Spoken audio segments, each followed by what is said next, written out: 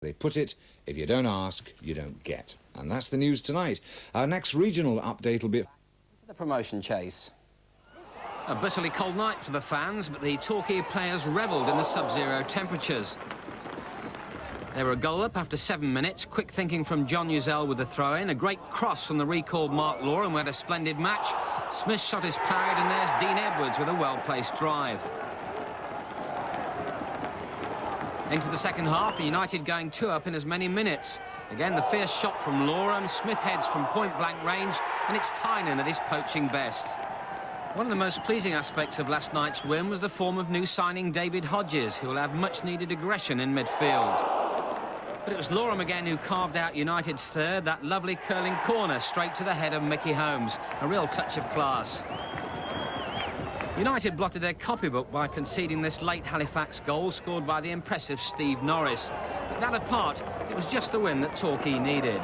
So I think the 2 home games this week certainly mean a lot to us, and I'm just hoping that we can carry on the good work on the Friday and Cardiff and things like that. I know I was pleased for last night because it was a David Hodges really first full game in midfield, and a recall Mark Loram, and I think everybody's done the business. You know, it's been a good night. Bournemouth got off to a terrible start after just 45 seconds. They gave a good account of themselves in this friendly with First Division Sheffield United, who took an early lead through Brian Dean. But Torquay hit back. Fine goal by Dean Edwards. But the Blades ensured victory with this late goal by substitute Carl Bradshaw. All the same, a very brave display by Torquay United.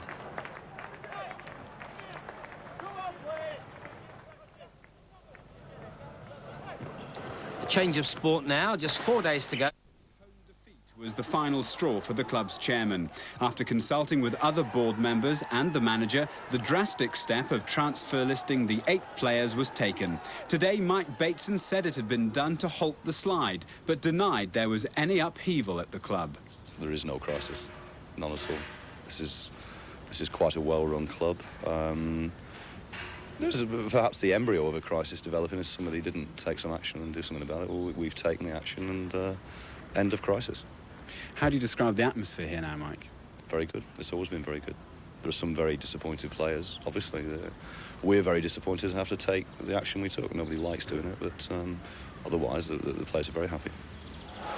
Perhaps the biggest shock on the list was the name of Tommy Tynan. He was recruited to spearhead the drive for promotion, and initially, at least, seemed very successful in that role.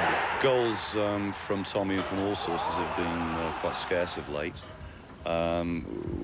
It would therefore be reasonable to assume that in the 3rd division they'd be even scarcer, and we need to pay particular attention to the strikers. That job's being attended to now. This afternoon it was revealed that £100,000 has been made available for new players. Changes at Torquay United. Now, it may act in Torquay's favour. No, I have no fears at all. I'm a very optimistic person. I'm full of inspirational dissatisfaction when we lose. I mean, we all hate losing home matches. No, I think Darlington will be coming down here and been thinking, my golly, they've had a bit of a roustabout, and no, I think we'll be firing on all cylinders on Saturday. Meanwhile, will Darren continue to plummet, though their motivation couldn't be faulted in last night's home clash with Northampton. United just didn't have the luck. That became clear as early as the 6th minute when referee John Carter was unsighted for what seemed a blatant handball in the Northampton box. And the tale of misfortune continued after the break, with the goals missing a hatful of chances. Winger Paul Hall was a constant threat down the flanks, and Andy Rowland really should have scored here. Tommy Tynan too found Northampton keeper Kevin Hitchcock in great form, turning aside this diving header. With seconds to go, United's man of the match John Uzell sent Stuart Evans away, but the resulting blaze over the bar said it all. Torquay are wasting a golden opportunity. talking of opportunities, another chance to get... News that manager Dave Smith is leaving after 18 months in the job. As Jerry Harmer reports, Smith is the latest casualty in a long line at Torquay. 5 managers in as many years. It had all looked so good earlier in the season. Torquay were undefeated in the league from August to November and went 8 points clear at the top of Division 4. But then began a slide that hasn't stopped since. Last month, the pressure started to show.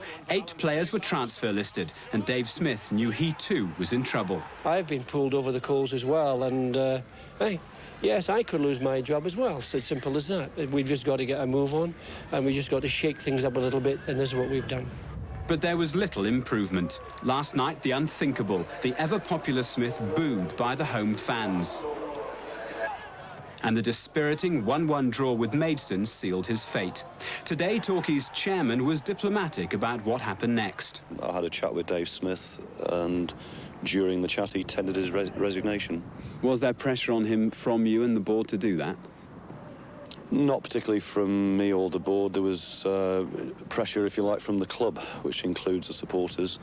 I admire David for the move. I think it's probably the right thing to do. Do you think eventually it would have been made for him? Well, the question's been asked of me several times, and I can't say. I don't want to say. Assistant manager John Impey will take over in the short term at least. His task to salvage something from a season that promised so much.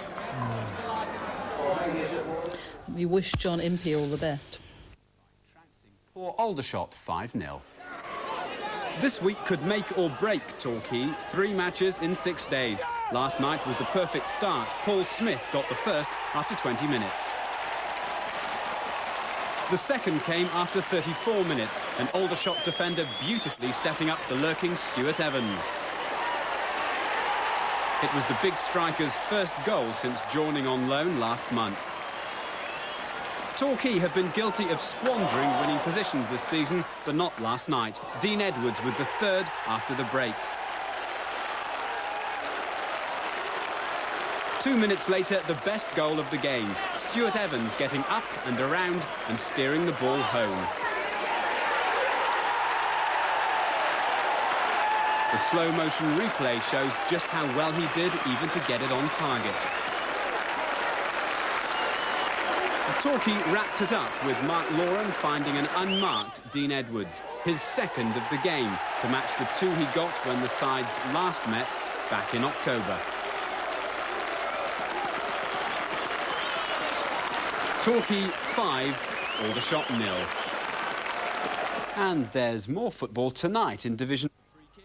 Where's Saunders with the opener after 20 minutes. In what was one of their best performances of the season, the second goal was a beauty. Good approach work, the cross coming in from Uzel, and Sean Joyce with the volley. Cardiff pulled one back through Roger Gibbons near the end, but Torquay deservedly took the honours. So 7 points from a possible 9 under John Impey. What a start for the new manager. Now, in a moment, we will be... In midweek, a hat-trick for Dean Edwards, taking United into the playoff zone. But with 3 games in hand on the leaders, an outright promotion is still very much a possibility. So pictures coming up, of course, from Torquay's home game with Rochdale. But on a day like this, how could we forget the rugby union fans? In fact, Torquay got off to an explosive start. In the 5th minute, Stuart Evans saw his chip shot ponned onto the post by keeper Keith Welsh. Little winger Paul Smith onto the rebound, but hitting the crossbar. And Torquay went off the boil after that. Only the goalkeeping of Gareth Howell saved them from going behind. The Torquay keeper making a fine save from a Peter Ward volley. And 12 minutes later, Ward again almost put his side ahead when his well-hit free kick beat everyone, only to hit the bar. Well, Rochdale's breakthrough came after 42 minutes when Andy Milner set off on a jinking run down the right. He got to the byline, pulled it back, and there was Steve Morgan to slot it home from the edge of the 6-yard box. Torquay down then, but certainly not out. And in seconds of the restart, a very big striker Stuart Evans rifled a superb half volley into the corner of the net. And Torquay weren't satisfied with just that. Midfielder Chris Myers found himself on the edge of the box, steering an accurate shot into the net for his first ever league goal. Now, didn't he enjoy that? Well, in the second half, it was all one-way traffic as Torquay tried to make the game safe. And Paul Smith really should have scored here, but he hurried his shot. There was a worse miss 10 minutes later when Dean Edwards made the break. He really should have wrapped that up. In fact, that led to a double substitution from manager John Impey. On came Mickey Holmes and Andy Rowland, and a pretty crucial substitution too, with Rowland immediately getting involved, nodding a lovely ball back for Stuart Evans. He missed there, but right on the final whistle, the free kick from Holmes. It's knocked back by Rowland, and this time Evans making no mistake. 3-1 then. Torquay have now had 4 wins and 2 draws since John Impey took over, and they're on their way surely to Division 3. Yes, a very good win that for Torquay United. Well, and Torquay were in complete command for much of the game. Then an hour into the match, Wrexham grabbed the lead when John Bowden volleyed home from a Rob Lunt cross.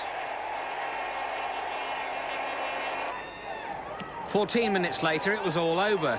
Wrexham scoring their second, the flick from Andy Priest beating a static Torquay defence, and it's Lee Jones on target.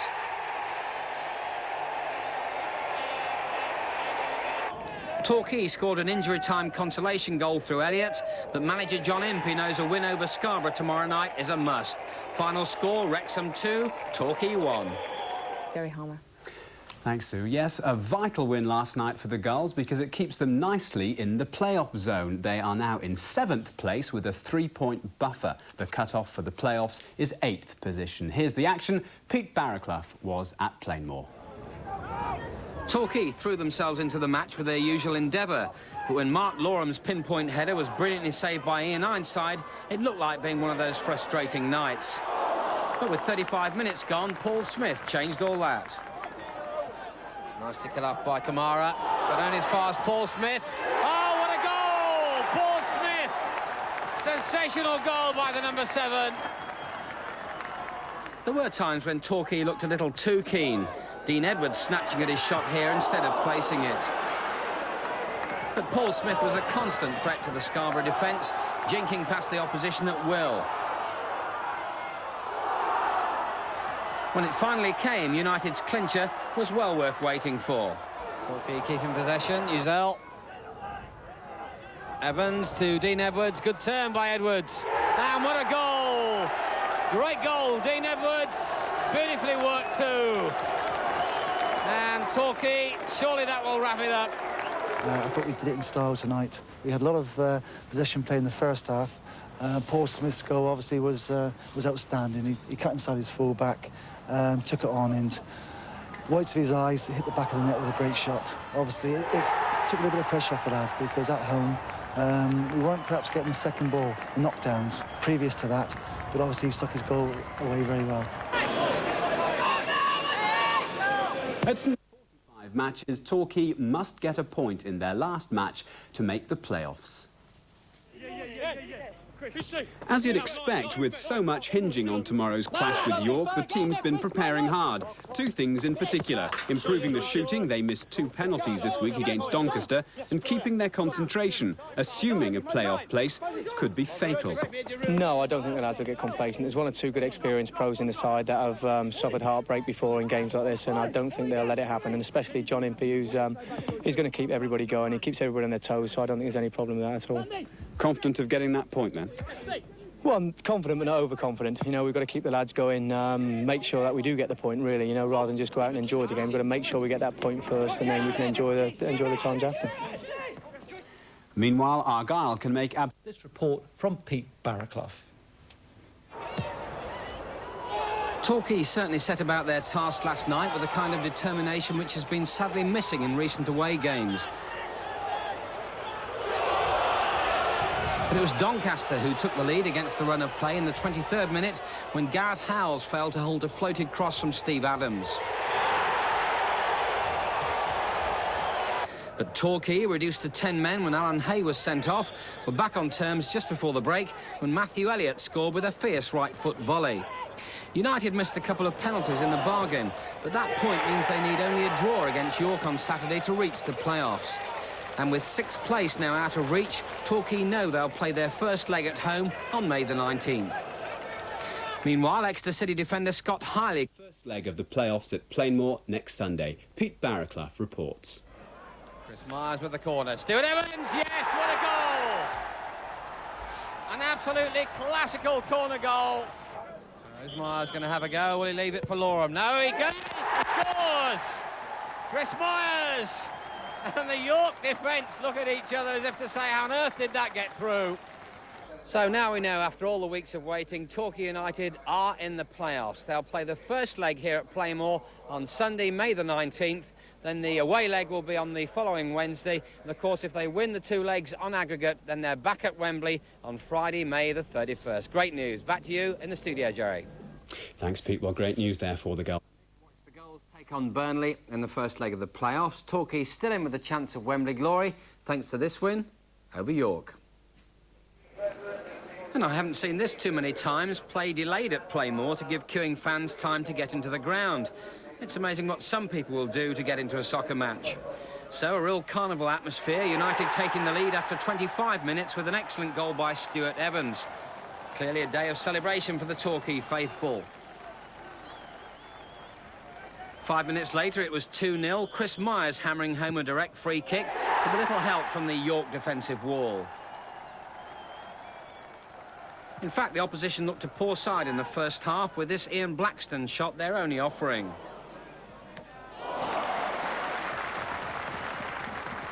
Torquay were unlucky not to go 3 up after the break with this blistering volley from Mark Loram. But United lost a little motivation midway through the second half, with Pepper giving York hope they hardly deserved. In fact, they came near to equalising late in the game, but Gareth Howes kept them at bay to ensure a playoff place against Burnley. It was a great start. It was nice to see the place packed again, and when we got off to a good start, we scored goals, and we had a good support from the fans as well, and it was just what we needed. Well, there you are. You play Burnley, and now you've done quite well against them this season, haven't you? Three points, of course, here and another point away, so you must be quite hopeful. Well, we play them at home first, and if we can get the sort of support we've had today and get the sort of result we've had today, try and keep it to 2-0 instead of 2-1, it would be nice to go to Burnley with something behind us. Let's hope they do. A reminder that Sunday's game is all ticket and will kick off at... In the first leg of the playoffs, a place in Division 3, possibly just 3 games away.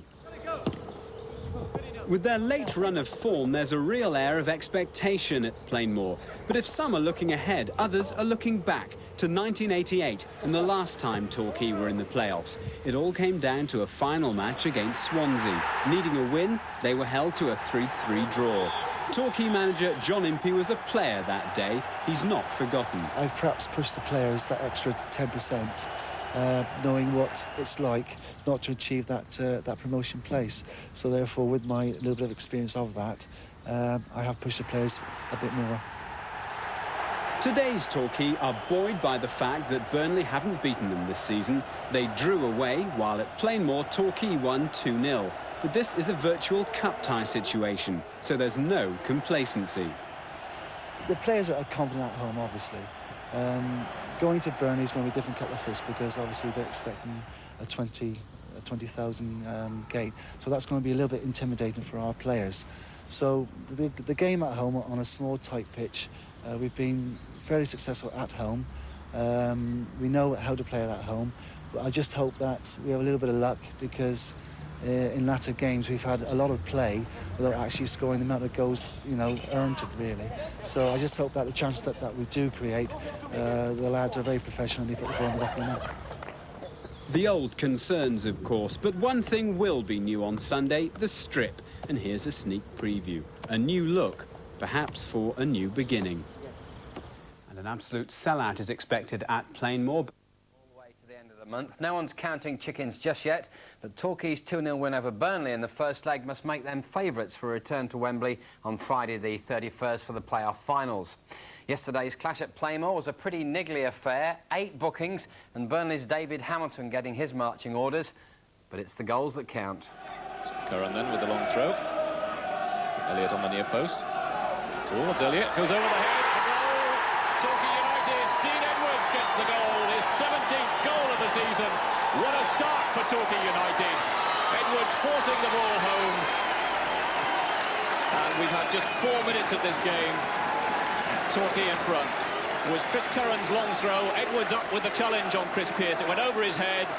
And Edwards getting the ball in and celebrating in some style. Myers then with the free kick. Towards Stuart Evans. Thunder did appear to get on his shoulder, but the referee says play on. Elliott. There's a goal. Matthew Elliott has scored for Torquay United. Torquay 2-0 up. And that will be quite an advantage if they can hold on to that for these last 7 or 8 minutes to take to Turf Moor. Matthew Elliott, the scorer for Torquay, got some important goals this season. The free kick floated in. It certainly appeared as if Pender might just have fouled Stuart Evans at this point. Seemed to be climbing on his shoulder, got the header in. The ball bobbled about and just chipped back in there. Came to Matthew Elliott through a crowd of players and into the corner. Chris Pearce, no chance. Now, I know you're a little bit worried about the players having to face a 20,000-strong crowd up at Turf Moor there. Are you still confident, though? Oh, yeah, we've got to be, because at the end of the day, we won't sit back when we go to Turf Moor, because, 6 weeks ago, we went up to Turf Moor and we didn't sit on our backsides. Any opportunity we got forward, and we've got to do exactly the same on Wednesday. So you reckon at the end of the day, that's going to be it? You're going to be through to the playoffs? No, I'm not actually saying that. I'm just saying it's going to be a very, very tight game, but obviously it gives us a good advantage. KG, John Impey will be sending our cameras, of course, to Turf. League playoffs following last night's second leg at Burnley. Torquay actually lost 1-0 at Turf Moor, but as Peter Barraclough now reports, they go through with a 2-1 aggregate win. So, just 2 years after their appearance in the Sherpa Van final, Torquay United find themselves back at Wembley after what's been a remarkable turnaround in fortunes. And ironically, once again, they'll be playing Lancashire opposition. Last time, of course, it was Bolton. They lost that. This time, they're more confident of beating Blackpool on Friday the 31st of May. Obviously, a fantastic experience, probably one of the best experiences in my football career. To obviously be taking the team to Wembley. When you think of what I was doing a year ago, it's just... I haven't got words to explain exactly how I feel. Now, obviously, you had the tactics in mind before you came here. Did it work out very much the plan as far as you were concerned? Not really, because I didn't think we got hold of it enough, to be honest with you. I thought we gave away too many silly free kicks, and therefore they had a lot of set pieces where they just bombarded our 18-yard box. But in saying that, I thought the back four were magnificent. Well, we play where we push up quick when we clear it, and I think you'll notice like 10 minutes towards the end of the first half we're struggling to get up because the lads were shut at the back. But like I say, the midfield men worked hard for us, the forwards worked hard for us, and it was a good team performance. I mean, it was hectic, but we came through. Definitely the right result. They got a goal a minute to go, and I think the lads had to do a job tonight, and that was just to stop them from scoring too. We've done the job. We were effective in what we've done, and we're through to Wembley. So what more can you say? I think at the end of the day, it's for the supporters, because they've obviously seen us do exceptionally well in the first half of the season. We had a bit of a hiccup in between, and then they've seen us come good very, very late. And for them, obviously, you saw that there must have been at least 1,000 came to support us tonight. And at the end of the day, supporters is what it's all about. Well, we got 15,000 tickets arriving here on Friday. They will go on sale on Saturday. The prices will range from £10 to £18. If we took 15,000, that would be incredible. You know, I think really, being realistic, if we take 7,000 people, we'll be more than happy. Remembering a lot of people got to work on the Friday. Well, we wish the team well. Now, an army of yellow and white shirts mobbed the Torquay United open-topped bus as it made its way through the town on a colourful victory parade. Manager John Impey joined the players, their wives and girlfriends, to thank local people for their support. The players took it in turns to hold the prize trophy, the symbol of their return to the third division after a 19-year absence. Somerset's Tommy Tynan halfway through a 2-year contract. It follows a fight with Wembley hero Wes Saunders at a hotel last week. 9 days ago, with Wembley in their sights, Torquay United looked relaxed. But a few days later, at a hotel near Gloucester, trouble flared between leading scorer Tommy Tynan and Player of the Year Wes Saunders. According to the club, a late-night game in the bar got out of hand. The two men began arguing and Saunders hit Tynan in the face. In the small hours, Tynan took his revenge, forcing his way into Saunders' room and hitting him with a kettle. Today they staged a reconciliation for the cameras, but it was the prelude to a greater parting of the ways. After a disciplinary hearing, the chairman had this news. Tommy and myself have reached a mutual agreement whereby his contract is cancelled, so he's no longer a player for Torquay United. If the incident didn't happen, then I think this situation would have happened anyway. For the past 3 or 4 months, myself and the club haven't seen eye to eye, and it's beneficial for myself and the club that if I left the club. And it is by mutual agreement. We've come to an agreement under the contract. End of story. Does that mean that there'll be some sort of a settlement for you? There has been a settlement, and I'm leaving the club. So what happens to you now? What is your future now? Well, I don't know. I'll go home, see my wife, see what's happening, and see whether I can get another club. But at my age, I don't think I've got any more life left in football. Really. You think you'll give the game up altogether? I wouldn't like to. I'll just have to wait and see. I'll have to wait and go through the summer and see what happens in the summer. Tynan's season at Torquay has been dogged by controversy. He started well, but then fell from grace. He was stripped of his player-coach role and transfer listed, and responded with a V sign to the directors. Even so, it's a sad end for a man who did so much earlier in this season to win them the success they secured at Wembley on Friday night. Certainly is. Another episode in the turbulent career of Tommy Tynan. Incidentally, that bruise on Wes Saunders' face was from Wembley, not from the kettle. Well, that story won't be allowed to overshadow what was a memorable weekend for fans of Torquay United. They went to Wembley hoping for the win that would put the girls back in Division 3, but few could have predicted just what was to follow. Here it is. Just have space for the shot. And there's a little flick on instead for Groves. And a goal for Blackpool. Paul Groves, the scorer. The Torquay defence opened up. And Paul Groves put Blackpool in front. Long towards Evan Saunders. Wes Saunders gets the goal for Torquay United. They're back on terms. Loram's crossing. And Wes Saunders with a splendid goal.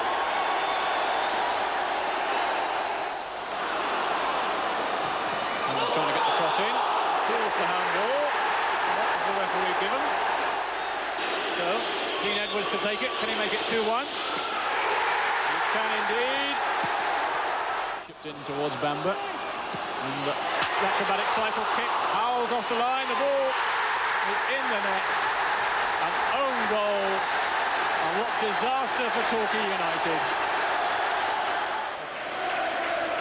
They've now played 49 games, plus a period of extra time, and it's all down to penalties. Even the first round of penalties failed to separate two very well-matched sides. Torquay missed theirs, so did Blackpool. So it was down to sudden death and a real surprise. And believe it or not, it's Gareth Howells who's going to take the responsibility. And he scores. And not often you see a goalkeeper score at Wembley. And cool as you like, Gareth Howells scores. But again, the pressure is on. And he's missed it. And Torquay United are back in Division 3. 19 years they've waited for this moment. For Dave Bamba, striking the ball wide of the target. That's good night, Blackpool. Hello, third division for Torquay United. They win 5-4 on penalties. The chairman's always said the way our luck's gone this season, that would go to the last penalty in the playoffs. So. And that's what happened. There was sudden death. Yeah, Lowe's was brilliant. All the lads were brilliant. Torquay fans celebrate. So do the players. I don't think words can explain. I thought the lads were magnificent.